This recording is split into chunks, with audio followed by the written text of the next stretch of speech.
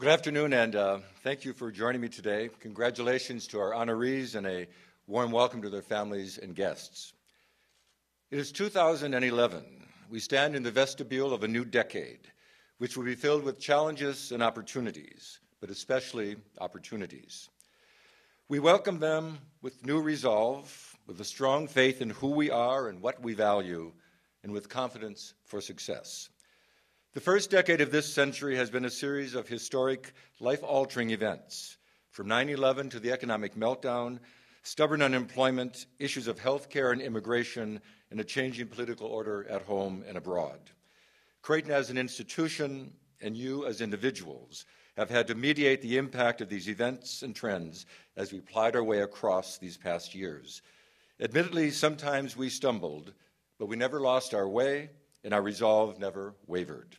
For we have in Creighton University a precious legacy that is to be creatively and courageously nurtured into a new prominence. The comments that follow will fall into three parts: prioritization, institutional positioning, some personal reflections, and then a note of gratitude. Knowing this to be a topic of great interest, let me jump right into project prioritization. In Richard II, we read, "Superfluous branches we lop away, that bearing boughs may live." At last year's Convocation, I noted that our fiscal forecast indicated that if we did not make significant changes in our operations or develop new revenue streams, we could expect to see a growing deficit over the next few years and beyond.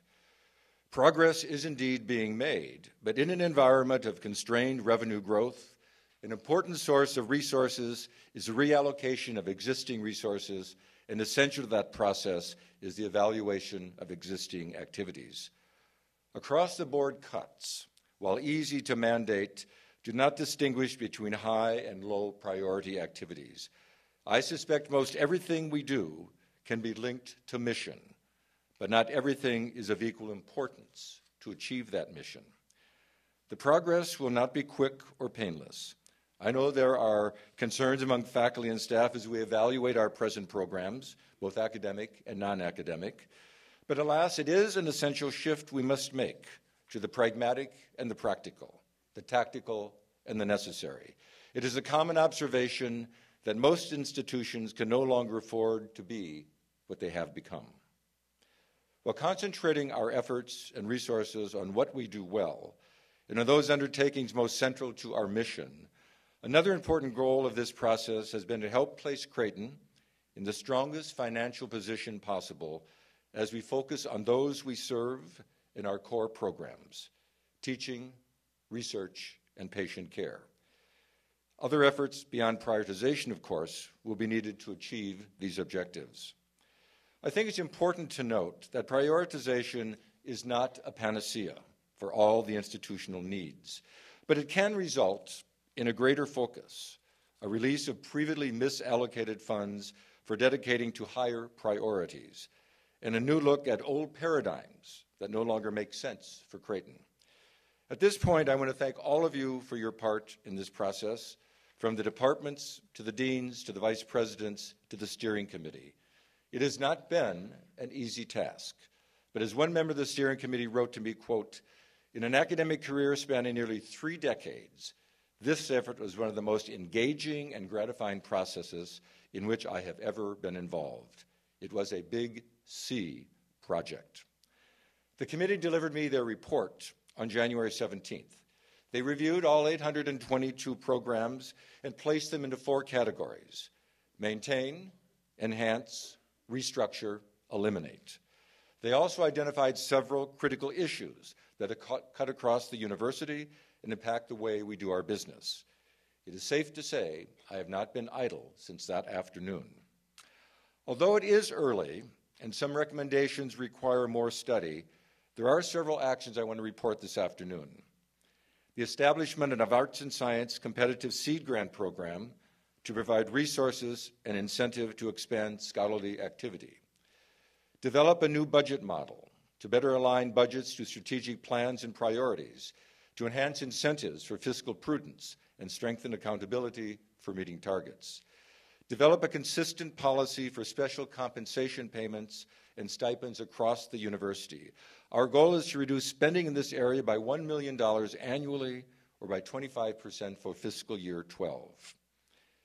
We will give permanence to the Creighton Office of Online Learning, or as we say, COOL, and thereby coordinating all online programs. We'll also be developing a training program that will help faculty learn to teach in online programs. Certain administrative and support services, including finance as mentioned, but alumni relations, information technology, public relations, and marketing will be realigned and in some cases consolidated to provide more consistent, coordinated, and effective service to the campus community and make more efficient use of available resources. At the same time, our athletic operations and policies and staffing structures are also under review. A task force has been formed to centralize room reservations, both classroom and public, to improve efficiency and facilitate better utilization of our campus facilities. The Crisis Committee, given its university-wide scope, is now a permanent standing committee reporting to the President. In the School of Medicine, we will develop opportunities to share coordinators across all departments. Residency programs support staff will be managed as a group, rather than each department or division being responsible for their own staff. This will allow for significant improvement in both efficiency and service.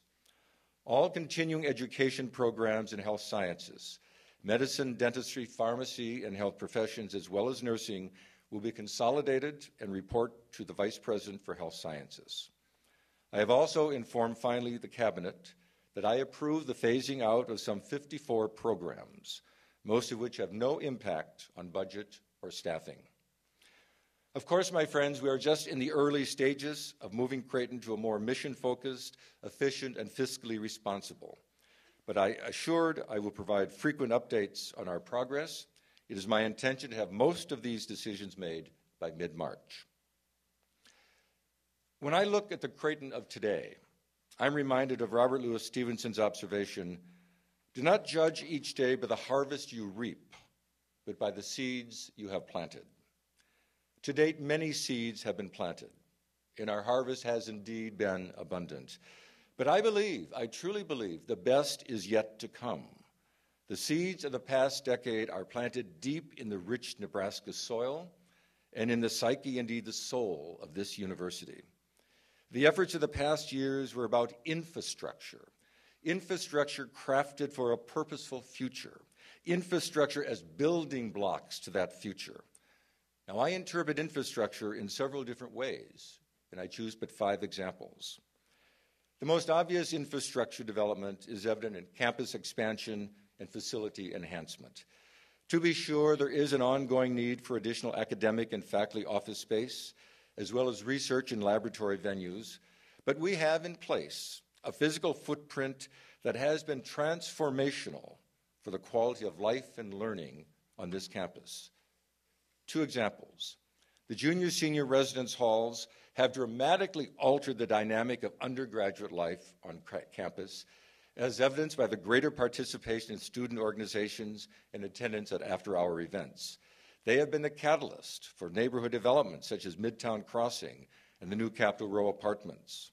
Students want to live and learn on campus, thus contributing to a greater sense of community while enriching the quality of life in North Downtown Omaha and making it more desirable for future development of residential, commercial, and entertainment venues. The other example is the Ryan Athletic Center. Yes, it is a state-of-the-art venue for women's athletics, but more to the point, and the rationale behind my decision to move that project to fruition was to have on campus a tangible sign supportive of female students, athletes and non-athletes. As an institution with 58 to 60% of its students being female, for me this was an essential facility to convey that the women are fully integrated into our athletic programs, but more importantly, the Ryan Center is visible proof of the university's commitment to the continued growth in opportunities for women. Now, infrastructure is not just bricks and mortar. It can also be process. The enrollment management structure we put in place in 2003-04 involves a seamless approach to student recruitment, matriculation, retention, graduation, professional placement, and career counseling. Historically high enrollments with record-setting freshman classes, students with impressive academic credentials, solid retention rates, and nationally recognized graduation rates attest to the vibrancy and the longevity of this approach. This vitality, I think, is also reflected in the success in our quest for diversity, ethnic, racial, economic, and geographic diversity, which in turn enriches the living and learning environment of campus. Today, 1 in 4 students is a student of color, and 23% are first in their families to attend college. I am very proud of that achievement, and I believe that legacy will bode very well for the future of this institution. Now, a more subtle piece of my sense of infrastructure is inspiration or animation. It is something I've been watching grow and mature across this decade. I've always believed that a key element of leadership was working to call forth the gifts of others. Leadership, be it faculty, staff, or students across the university, has literally exploded this past decade. Through many training programs, promotions, Heartland Delta opportunities, Jesuit community activities, retreats, seminars, personal initiatives, individuals across campus have strengthened the gifts of so many other people to step forward and share their gifts for the good of the Creighton community. And because of that, we have a much richer and a more confident community of teacher scholars. We are more sure-footed in our Ignatian tradition. One such initiative is reflected in the posters on display in this building. The All Things Jesuit program was a resounding success. This same creative vitality is evident in the faculty, in the design and delivery of new and innovative courses, traditional and online, growth in graduate courses and programs, growth in research and scholarly productivity, growth in undergraduate research opportunities. This creative ethos, I believe, is here to stay.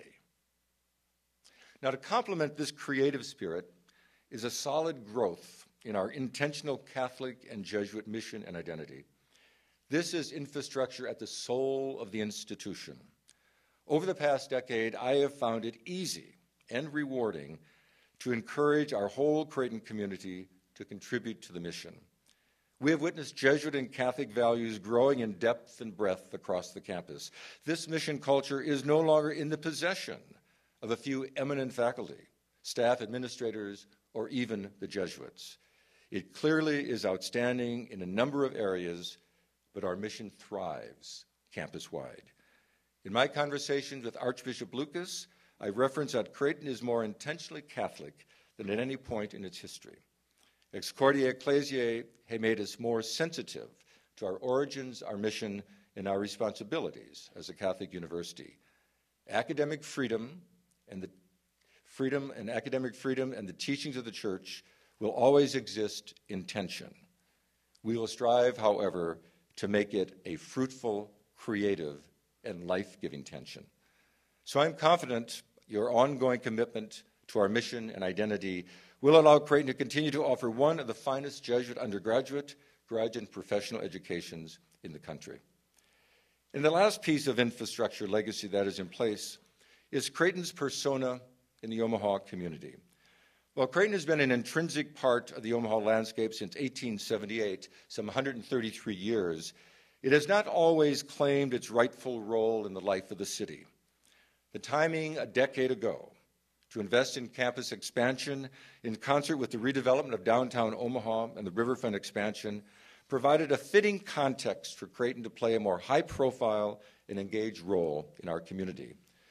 Subsequent efforts, reclaiming underused properties replaced by signature architectural buildings, Blue Jay basketball at the Quest, Blue Jay baseball at Ameritrade Park, Blue Jay soccer at Morrison Stadium, together with a more open, community-welcoming campus and public access venues, helped raise our profile as an engaged partner in the city's life and development. And don't underestimate your personal involvement in the citywide organizations you belong to. That also lifts the Creighton profile. You bear and carry the Creighton brand when you leave campus. You are CU 24/7. And at the same time, our nationally recognized campus master plan assisted Omaha by Design and Destination Midtown in setting citywide standards for urban development. Our enhanced landscaping provided a park-like setting attractive to both potential students and casual visitors to Omaha, in some aspects rivaling Lawrence and Gardens. But in many ways, the reason for this embellished Creighton brand, identity, or visibility is due to the service we provide to the needy in our community, be it the free Magis Clinic at Sienna Francis House, the dental services at the One World community, the charity care given at Creighton Hospital in our clinics, or the near 300,000 service hours volunteered by Creighton students, faculty, and staff. Omaha is aware that Creighton cares about the quality of life in Omaha and gives back big time to our host city. So hence I believe, my friends, that our infrastructure in its many manifestations and varied forms is in place to launch Creighton to new and greater heights. It is for you, the faculty and staff and friends, to give life to these possibilities and respond to these new opportunities, to forge new partnerships and set standards of accountability and cooperation as you strive to instill this infrastructure with new ongoing vitality. Now, Martin Luther King wrote in a sermon titled The Unfulfilled Dream, in which he noted most of us never complete all the projects we start in life. He wrote, "It is well the intention is in your heart." I do not want to leave this reflection of the past decade without acknowledging that all of my expectations were not met, although to be sure, most were. But 3 hopes remain unfulfilled, although the intention truly was in my heart. It was very disappointing that the economic meltdown, erosion of endowment, and mortgage crisis did not allow me to enhance the faculty and staff compensation package to the extent that I truly envisaged. While over my time here, we were able to provide for increases that outpaced inflation by more than 6%, despite some challenging economic times, I do stand here in front of you disappointed because I did have higher targets in mind. I think you know the respect and esteem with which I hold up our faculty and staff and how much I value your contribution to making Creighton the quality institution it is, locally, regionally, and nationally. A second unrealized hope is the status of the Alumni Library.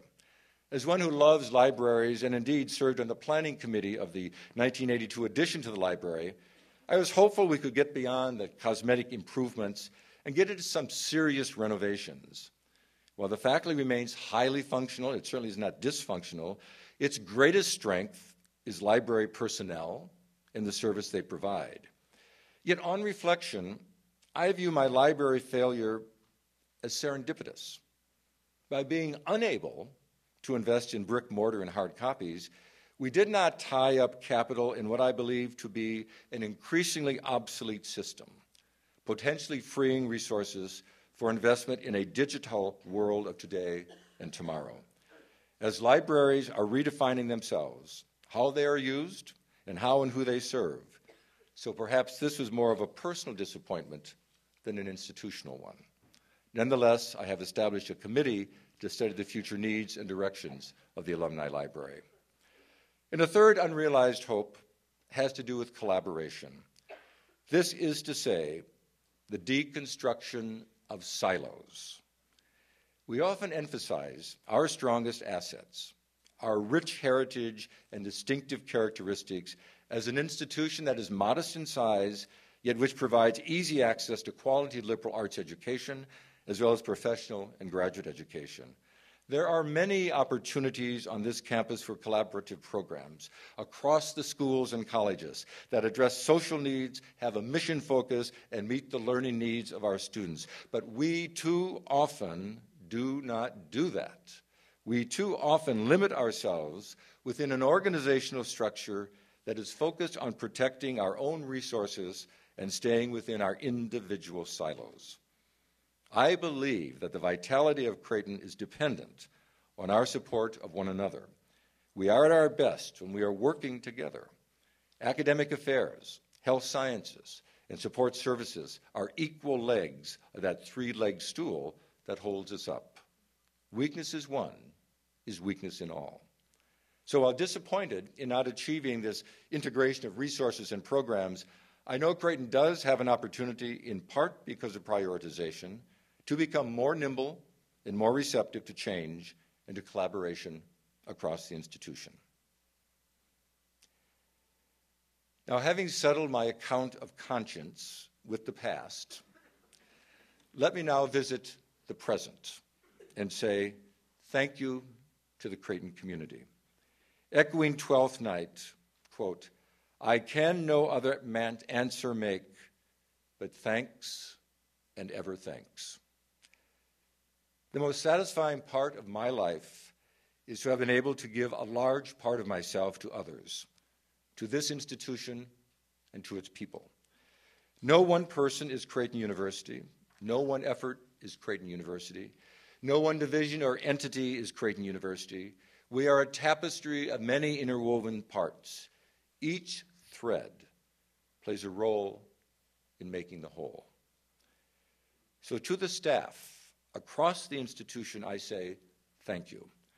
I am aware that the women and men on the staff, be they visible or quiet, are the ongoing life of this community. Through day-to-day fidelity, you carry the institutional memory and personality that is Creighton. Through tremendous expertise, boundless compassion, and with exceptional generosity, the staff distinguishes Creighton. And for that, I am very proud and indeed very grateful. And to the faculty across the institution, I say thank you. I have been a part of this faculty on and off since 1969. I know your professionalism, dedication, loyalty, and student-centered approach to education. When I think of the Creighton faculty, I think of the phrase from the Jesuit General Congregation 35, where it speaks of the fire that lights fires. The faculty is the one who allow our students to grow through learning, lighting the fires of intellectual curiosity, honing professional skills, and modeling service. Our students learn so much about life in their experience in the residence halls, student organizations, on retreats, and service projects. But academic learning is the heart of the Creighton experience. It happens in the classroom and laboratories, in clinics and on Blue Line, and in faculty offices. Most of all, it happens in mentoring relationships in which our students learn to learn from faculty whose own love of learning, research, and service light a fire which Creighton graduates take into the world to make the difference we know is real. And a final note of gratitude goes to my Jesuit brothers. They have been generous in their counsel and very generous in their criticism. They stayed the course with me. Their support, prayers, and companionship have made this decade of ministry a truly blessed experience and the best years of my Jesuit life. So whatever we are grateful, whenever we look back to our accomplishments, we also need to look forward, and we need to accept a new mission and a new call. Amidst the rapidly changing circumstances, the Creighton of today must become the Creighton of tomorrow, a future we can serve only if we keep changing and responding to new challenges while remaining faithful to our mission and to one another. The next phase in the life of Creighton will require, among other things, courage and creativity. Courage protects us from our greatest enemy, fear. Creativity protects us from the temptation to say, it cannot be done. And now I end on a personal note. I am very grateful for the opportunities of these past 11 years, opportunities to watch a place I deeply love grow and prosper. Opportunities to see transformational change, yes, in the physical footprint of the campus, but more importantly, while celebrating our fidelity to our Catholic and Jesuit identity, our recognized academic quality, professional distinction, and noted generosity of service to the needy of Omaha and beyond. It has been a genuine honor to lead this fine institution. I've been humbled by our institutional success, the generosity of our alumni and friends, the commitment of faculty and staff, and that contagious sense of community that marks Creighton University. So thank you for walking with me on this decades-long journey. Together we have crafted something very good. And I'm very comfortable with my legacy because I know you, the women and men of Creighton University, will live it and nurture it. And as Tennyson wrote, I am a part of all that I have met, yet all experience is an arch wherethrough gleans the untraveled world, whose margin fades forever and forever when I move. May God continue to bless you and bless Creighton University. Thank you.